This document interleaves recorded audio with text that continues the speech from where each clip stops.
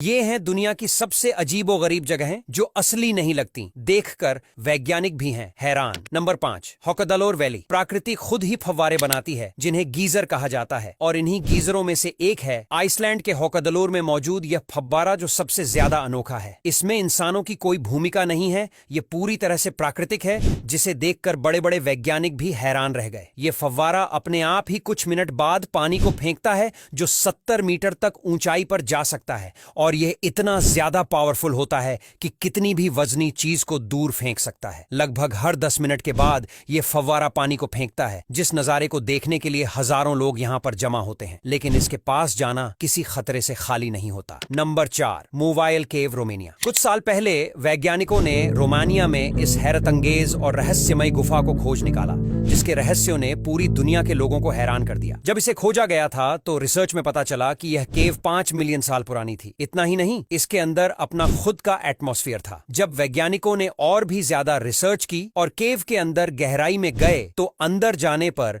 उन्हें एक अलग से चैम्बर दिखा, जिसमें जाने पर वहां उन्हें एक पूरी सल्फ्यूरिक एसिड की झील मिली। साथ ही साथ यहां से बहुत ही ज्यादा गंदी बदबू आ रही थी। यहां पर जो गैसें थीं वो बहुत ही ज्यादा खतरनाक थीं, लेकिन इसके बावजूद भी यहां जीवन पनप रहा था और यहां कई सारे अजीबोगरीब जानवर भी पाए गए। वैज्ञानिकों के लिए यह भी एक बड़ा रहस्य है कि झील का माहौल इतना खतरनाक होने के बावजूद भी यहां जीवन कैसे पनप रहा है, और यही वजह है कि इस रहस्यमयी झील की वजह से दुनिया भर के वैज्ञानिकों की नींद उड़ी रहती है। Number 3, tunnel of love. Ukraine में मौजूद यह गुफा टनल ऑफ लव के नाम से मशहूर है, जो असल में एक पटरी है जिससे ट्रेन वगैरह गुजरती है।